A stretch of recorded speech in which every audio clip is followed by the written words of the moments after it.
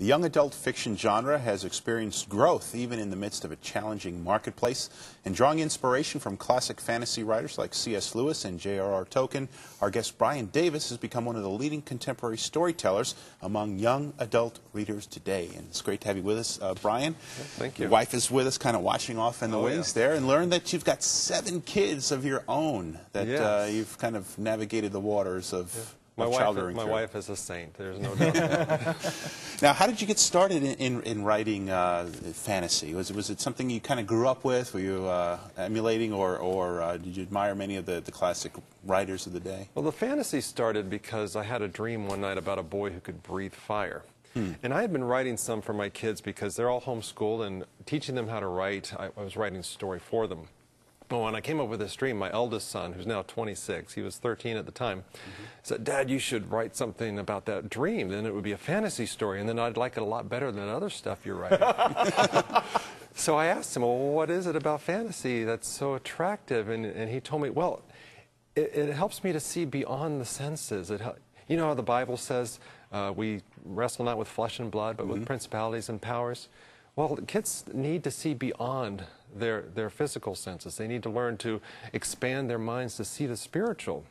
And that's what fantasy does. And my oldest son, he's read Lord of the Rings 18 times. You're kidding. I'm not. And 18? 18 times. See, my son's on his 3rd time through the trilogy. I think it's his 3rd. It might be his 4th. I'm not sure. But I thought, man, we got to get something else for this kid to do here. But your son read it 18 times. Yes. And, wow. And so we developed this dream idea into a story which eventually became Dragons in Our Midst. And that started a rebirth in the Christian fantasy genre. You know, fantasy can be somewhat controversial for Christians because there is that fine line between talking about a fantasy and emphasizing Christian principles and going off into something well beyond that. How tough is it for you to walk that line as you write? Well, I'm very careful because I'm, as a parent of 7 children, I watch what my kids read, and I review everything. And so parents who are careful, you know, I congratulate them. If you're concerned about fantasy, you ought to be, because there are some dark fantasies out there and authors who do cross some lines they shouldn't be crossing. So I'm very careful. I look at the, you know, Jesus used fantasy. A lot of people don't realize that. He talked about a camel passing through the eye of a needle, and he used fantasy elements with making a fig tree wither, walking on water, making a coin appear in the mouth of fish. But he had the power to make them come true, which is the big difference. Yeah. So, because he knew that when we see the fantastic with our mind's eye, it expands our minds to be able to say, well, there is a real Jesus who rose from the dead. That really did happen. It helps us to be able to believe that, and that there are angels and demons. So the fantasy genre allows us to do that. But as you said, we shouldn't cross the line into saying that, well, now you can use magic, or so we stay away from the things that the Bible stays away from. Right, keeping the elements of good and evil intact. Right. As you're just sharing this, you know, I'm thinking of John, the Apostle John's revelation on the Isle of Patmos, in the book of Revelation, how really fantastic the imagery is of that itself. With long hair and all sorts of teeth of a lion and heads of men, and you know, all that kind of thing. Yeah. Now, with regards to the kind of the audience that you write for, is that just something that naturally developed out of your relationship with your children, and how do you kind of target it? Do you do that intentionally, or do you kind of think about you know, your own children, or do you go outside of that to do some research and kind of find out what's pressing kids' buttons these days? I do both. I definitely do both. I had 4 teenagers at the same time, so I had a lot of feedback and be able to bounce the ideas off them. But I also wanted to expand. I visited public schools, I visited Christian schools, so I got a good idea of what kids are thinking about today. And what I've learned is they like stories that are very complex and very deep. A lot of authors think, well, you have to write down to young people. I think you have to make them more complex and more challenging, because they want to dig in. They want to ask questions. And I found that the deeper and more complex I make it, the more they like it. And I like that kind of writing, too. And you've really tried to reach out to them in other ways, too, besides the books. You know that they're connected to the Internet, and so you've used that as a tool to talk to them. Tell me about that. Yes, I have a very active message forum. We've had over 1 million messages posted over the years, and I private message with the kids and help them with their problems. They're writing to me about pornography and cutting and all the things that kids are going through. What do I do about this? My parents aren't Christians. I became a Christian from reading your books, and I have no input. What do I do? So I spend 10 to 15 hours a week on my message forum talking to these kids and helping them out. And they have a community where they talk to each other and help each other out. It's been amazing. Wow, wow. And with respect to what you just said there, I became a Christian through reading your books. And someone might be thinking and watching and saying, well, how can someone read a fictional fantasy story, that's really otherworldly in some respects and really stretching your imagination? How does the message of the gospel come through? Well, every one of my stories has a story of redemption. Someone is in a deep trouble spiritually, and they come out of it through some kind of revelation or light. It's not always specifically an altar call with, come to Jesus message. But a lot of the times I have kids who are Christians who will lend my books to their non-Christian friends. And then they are able to talk about it. What did this mean to you? Did you know that there is a Jesus who loves you? And so they come to Jesus by being exposed to the gospel and spiritual things through my books. And the kids reel them in, if you know what I'm saying. The Christian kids do. Yeah, yeah. You've got a new series out, Echoes from the Edge. Tell us a little bit about that. Well, that one is a little bit more suspense and mystery than fantasy, but it still has a strong fantasy edge to it. I wanted to appeal to a little older audience, more 13 to 18.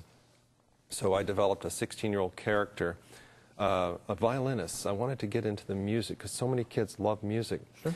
And he finds his parents murdered. And as a Christian, how does he handle that? And going about and solving the mystery and meeting all sorts of dangers. And he also meets another girl, a 16-year-old girl, and she's completely different. So I wanted to explore a strict homeschooled Christian and how he reacts to someone from a completely different culture, a non-Christian girl, and how they can team up and how he can hold on to his standards while still learning to love platonically and spiritually this girl and somehow win her to the spiritual side, and at the same time trying to find out what happened to his parents. So it turned out to be a really exciting adventure. Wow.